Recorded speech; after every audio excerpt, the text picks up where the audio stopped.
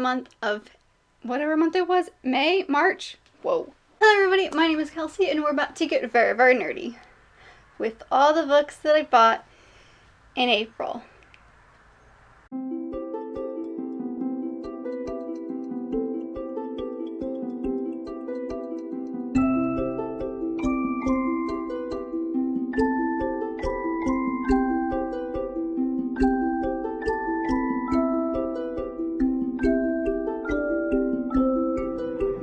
So remember how like last month I was super excited because I only bought 5 things and I was really proud of myself because I only bought 5 things last month? Yeah, that's gone now. So basically what ended up happening is I was looking for a very specific book and I wanted it for cheap, and so I looked on Book Outlet and they hit me with that whole buy this much and you'll get free shipping. So I done did that. So I have a couple things that I didn't get from Book Outlet, but most of this is going to be the stuff that I got from Book Outlet. Now I did kind of unbox this in one of my vlogs last month. I want to say it's the 3rd one, but I'll leave it linked above if you want to see it. And I gave you just like basic information about it. I didn't really go into detail. I just kind of went, look what I got. So I'm going to go a little bit more into detail on these. Let's just get into it because I am excited. What are these? So the very first book that I ended up picking up is actually an ebook, so who knows when I'm going to get around to it, but it was free and I was okay with that, and that was Conceal Don't Feel by Jen Kalanita, I think, and this is one of those like twisted tales. This is the Frozen twisted tale, and it's like, what if Elsa didn't know Anna? That's insane to me. We have a couple. We have one on Beauty and the Beast and one Aladdin retelling, so this one was free, and I was like, I mean, I won't say no to free, so I ended up picking it up. Yeah.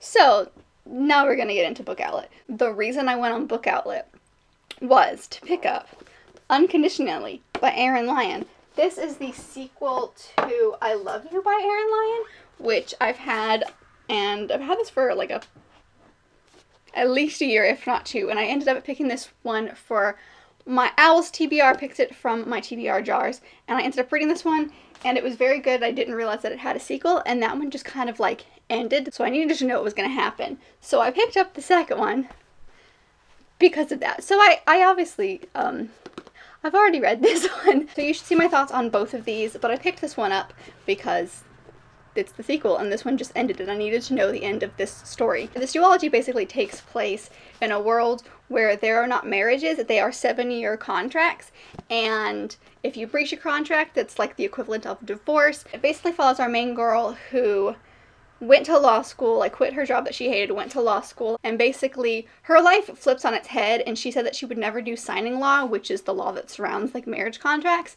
but she's desperate and needs to. And it also is like a fluffy romance because there's a guy in this that is known as a contract killer, which is basically a man who only goes after women who are under contract, and she was under contract at the beginning of the story, but isn't later on, and so they become friends, and so it's like, at one point she even has like 3 guys after her because she's got this contract killer guy, and then she's got her partner who realized he's an idiot and shouldn't have let her go, and then you have like a whole other dude. So like there's a lot that happens in this book. It is trope heavy, but I wanted the second one because I just needed to know what was happening. I just needed to know. The next one I picked up, I did not realize it was going to be this big, but it is A Discovery of Witches by Deborah Harkness. This is one that is the first in a trilogy that I've been looking for a while, but every time I found it, it was like ridiculously expensive, or like I didn't know if I was gonna like it, so I didn't want to spend that much on it. But I found it for relatively like pretty cheap on the website, and it's a hardback, and also like it's signed, and I didn't know that, and like it's not one of those signatures that like is just printed on. It's like legit signed. This has a TV show out somewhere, I don't really know where, that is based on at least the first book. And so I've just been really intrigued by this story, and I found it's much bigger than I thought it was, but I found a hardback copy for like cheap. So I said, yes, please. This follows our main character who belongs to like witches basically, or has witches in her like past, but she doesn't like associate with that, and so she's studying at Oxford, and she finds this book that is definitely like powerful, and she like feels like the power around it is like, oh, this is witchy, I'm gonna put it back. And in finding it and like releasing it, it like releases all of these underground people, including vampires. And apparently witches and vampires are not supposed to be together, but I think there's romance in this. And yes, I have no idea what to expect from this book, but I wanted to give it a try and see if I did like it. And if I do like it, then I'll grab, you know, the other two of the series. But this just sounds interesting. And according to the synopsis, it says it's equal parts history and magic, romance, and suspense. I'm there for that. So the next book that I ended up picking up is Wicked Girls by Stephanie Hemphill. This is the same author who wrote The Language of Fire, which was the retelling or reimagining of Joan of Arc, but in verse. And this is written in verse because I've noticed that a lot of her books are written in verse, but this one revolves around the Salem witch trials, and I loved the way that she wrote the other one, that I wanted to see what other things that she had, you know, written, and this is one of the ones that stood out to me. And I would love to read like most of her work. I just think that all of the books that she has sounds interesting, and I love things written in verse. It's just like something that like I gravitate towards. But I do actually am interested in like the Salem witch trials and things like that, so I'm interested to see how she's going to reimagine this part of history, because I loved how she did Joan of Arc. The next book that I ended up picking up was My So-Called Bollywood Life by Nisha Sharma. Now, this follows a girl named Winnie who is convinced that she watches a lot of Bollywood and convinced that her life is written in the stars. She's been told by, I believe, like a fortune teller that she's going to be the love of her life before she turns 18, and so she's convinced that her boyfriend is that, but she comes back from the summer and realizes that he has hooked up with another girl. Not only that, but he is also named as the chair of the Student Film Festival, which is what she wanted to get into film school. So, like, her life is in shambles. She's like, this is not what it's meant to be. And I think there's a guy best friend in here as well that is gonna throw a curveball in all of her plans. So, this just sounds like a fun rom-com surrounding Bollywood, and I am there for it. I really love the color. It's super vibrant and fun. So the next book that I picked up is one that I'm very excited about, and that one is Suitors and Sabotage. And this one is by Cindy Ansley. This one is basically like if you took the normal murder mystery where everyone's in the house and someone dies and try to figure out who it is before everyone dies, and you add like rom-com into it. This is this book. So basically we follow a girl named Imogen who's had a very successful season in London, followed by a suitor that like her father thinks is perfect for her, and she's like, she doesn't really feel anything about. But this suitor and his brother come to visit them, and she finds herself falling for the wrong brother. And then on top of that, there's like murder mystery happening in their house. And I am so excited about this. This sounds so cool. I'm in like a huge Victorian England, Regency England, Edwardian England, like that time period. Historical fiction set in England, I'm like really there for right now. So when I saw this, I said, yes, I need that now. And it's been on my list for a while. So I'm very, very excited about this one. So the next one that I picked up was because it was kind of marketed as, you know, Jane Austen meets magic, basically. And I think I understand what they're saying. And that is The Forgotten Book by this guy who I still don't know how to pronounce this name.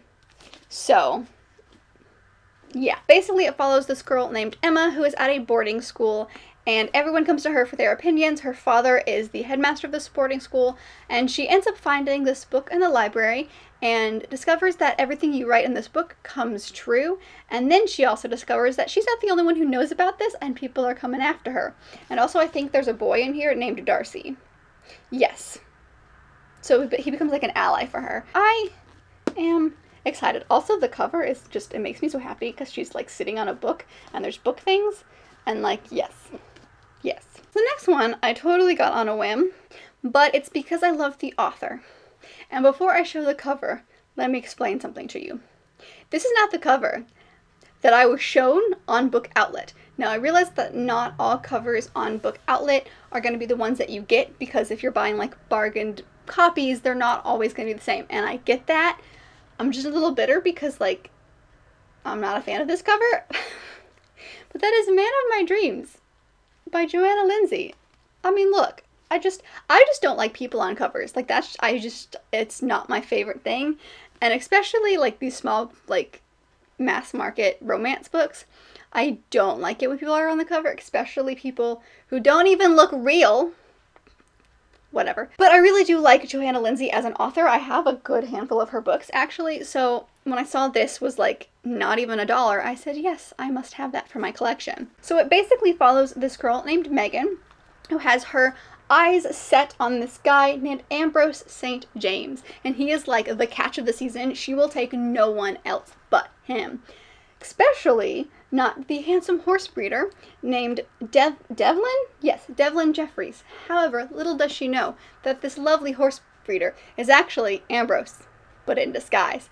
And it just sounds great. I'm here for it. So I got another one of hers, and this is just going to be like a fun, random palate cleanser romance book. Just a little bitter about the dude. So we like hide him in the back. So we don't, he's even on the side. So like I can't even really hide him, but like we kind of hide him in the back. The next one that I ended up picking up was actually a sequel, and that is The Crown's Fate by Evelyn Skye. This is the sequel to the Crowns game, which I bought earlier this year because it matched with the hardback, and like the covers, like the spines together just make me so happy. Like look at that. Beautiful. But there's only 2 in this series, so I thought I would give this one a shot because it was cheap and it matched. But basically this series follows 2 magicians who are in like a tournament to become like the king's magician, I think is basically what it is. And this is just the second part of that. And I believe it's set in Russia, so you have like Russian influence. So I am just really intrigued because magic in Russia, and it's like kind of historical as well, so therefore. And the last book that I got in my book outlet was actually a middle grade, and that was The Magic Misfits by Neil Patrick Harris. This is the first in his middle grade series, and I don't know much about it, but I did know that I really wanted to give this a shot because I really do love Neil Patrick Harris.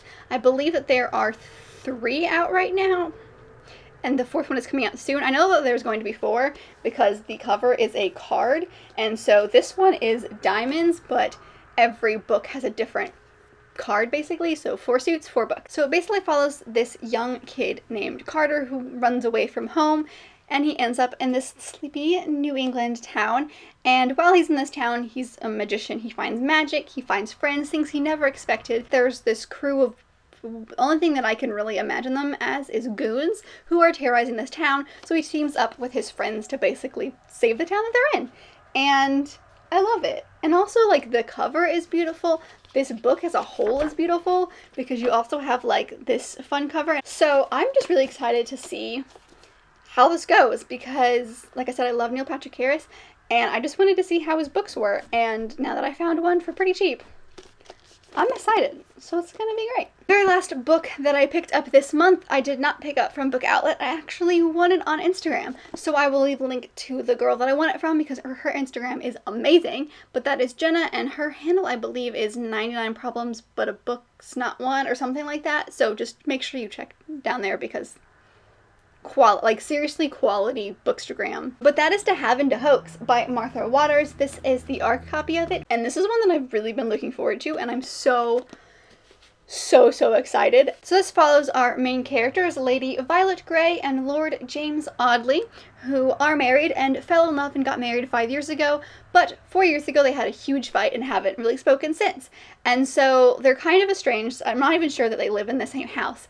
And basically one night our main lady receives this letter saying that her husband was thrown from a horse and is unconscious, and she flies to his side only to discover that he is totally fine and unaware that she was concerned about him, and she's a little bitter about that.